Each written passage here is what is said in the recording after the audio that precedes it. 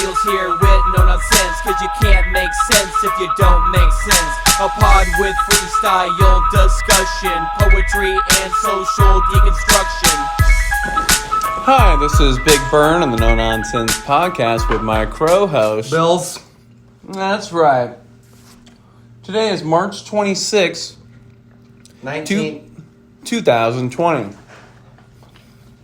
Thank you. We're going to start you off with a little pop. There's a lot of panic and anxiety in the air. What could it be possibly about?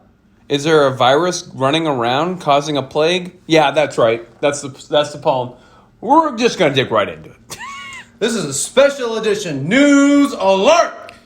It's been a while since Burn and Beals have been in your ear, but with so much misinformation running through the news and the world at the precipice of a recession, we just figured we'd come in here, set the facts straight, determine fact from fiction, give you a little tips on your quarantine situation, and, just all things COVID-19. I grew up in the Great Depression in the 1930s, and I can tell you right now that this looks an awful lot like the stock market crash in 1929. I can see the warning signs from all over the place. So I just want to let the American public know that a Great Depression is not coming. It's already here, so there's no need to panic.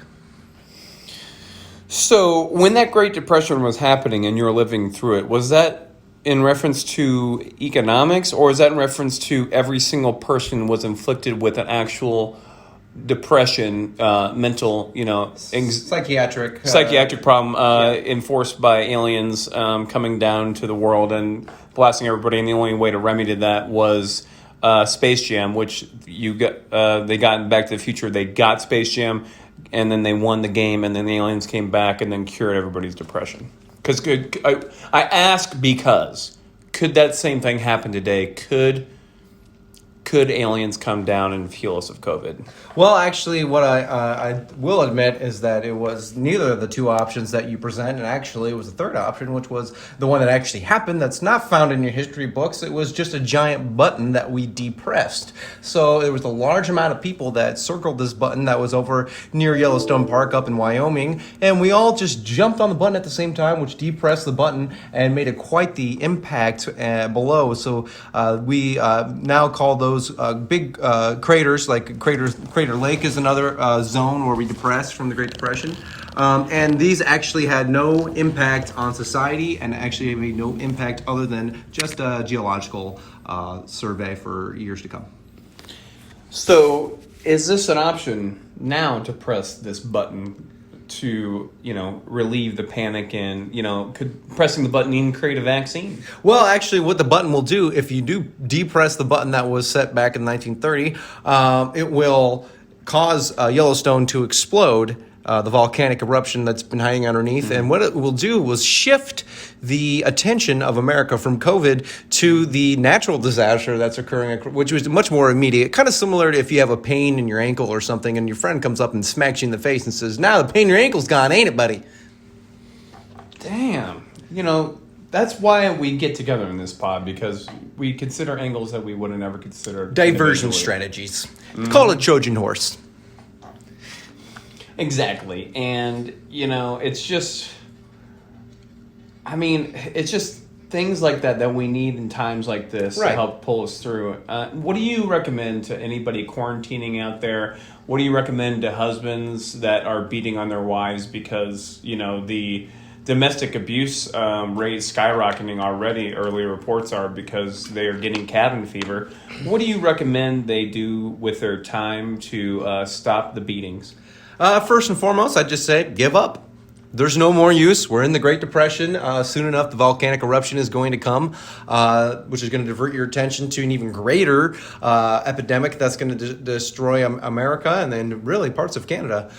So give up while you're ahead. Why can't we all cash out? Why can't we all move to the parts of Canada that will not be destroyed?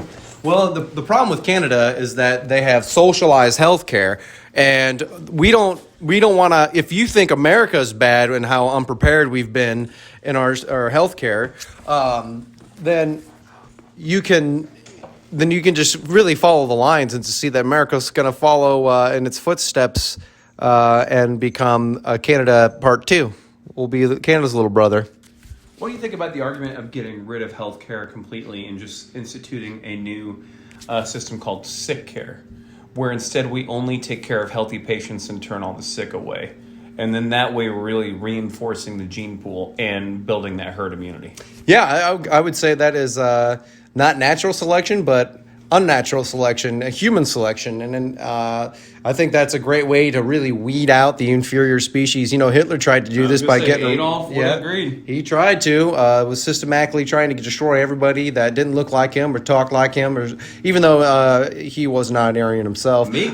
Well, I'm sorry to interrupt you there, Bill, Oh, you're fine. but maybe COVID-19, maybe that is Hitler's reincarnation. Maybe that's his new way to actually destroy the world. He's reincarnated as a virus, and now he's finally fulfilling his vision. I'm connecting the dots in my head right now. I'm thinking we have empirical evidence right here. Maybe we should alert the masses. All 10 of you people, and 8 of those are Matthew and I re-listening to this, who are listening to this podcast, make sure you let everyone know that Hitler is back with a vengeance, taking the form of a virus inside of your mother, inside of your father, inside of you. Everybody always thinks, hey, maybe I got reincarnated as a dog. I got reincarnated as a bird. But, you know, sometimes you come back as a dirty virus, okay? A viral disease that's going to kill everybody. And some people are okay with that and some people aren't. I mean, personally, if I come back as an endoplasmic reticulum, I'll be happy. Hell, that's genius there, Bill. I think only the genius and only stable genius and only smartest, the biggest, smartest people on the earth will have known, always have known, will be here going to be tremendous, bigger people become a virus. And we all know. I just got off the phone with the virus. He told me that it's the best thing that's happened. It's going to be great. I think that's a nasty question. You know, I think also, too, I heard our commander-in-chief out there said that we're going to be done with this whole thing. And he said by Easter, Easter is really important to him. Well, hell, Easter is really important to me, too. Jesus rose. That's when the Christ rose and rose from the dead. You hear to hear, folks, from the dead. Yeah, Jesus arose. And that's when we are going to rise above the COVID-19. When Jesus rises, that's when COVID goes down. Absolutely. We send him down to hell. Hitler, the stable genius he is rising down to hell. He's taken up and we are taking arms and we are going to fire anybody who has COVID in them. I say, raise your guns, aim them at your family, shoot them down. They all got COVID. Yeah, I was going to say, the answer to this problem seems to be apparently obvious to me. More guns. You get more guns, you shoot the virus. Yep. So let's say you see a guy coughing. Bam. Boom. Pop him right there. Don't try to kill him. Just shoot him right where you think with your medical knowledge. You go, you right there, that COVID virus is right in his left appendage. Shoot it right there, it'll kill it right on the spot. That's why the conservatives are right along. We should have been making more guns in this country from the start. More guns, more bullets. So Absolutely, I'm sick of all the scientists trying to make a vaccine when we could just be amping up gun production. When has a scientist ever made any advancement in human everyday living? Never. Give me one example. Can't do it. Damn secularists, as far as I'm concerned. First thing I think we should do is take all the damn scientists out of the backyard, shoot them down, dead. Put them down like I did my doggy last night. Ain't no shame in it. Well, I'm going to tell you what I'm going to be doing during my quarantine. I'm going to be beaten off to a video of me beaten off to a video of me beaten off 3 months ago, because back then I was really hot. Now I've kind of got a little slouch, got a little pooch, I was going to mention the pooch and the slouch for the viewers. It has increased tenfold. Yeah, 3 months ago I was buff, burn, and you could have saw me jacking off to a video of a grasshopper jacking off to a panda bear, and I'll be jacking off to myself jacking off, and it's just going to be super hot. Super oily, and got a lot of oils, got some candles.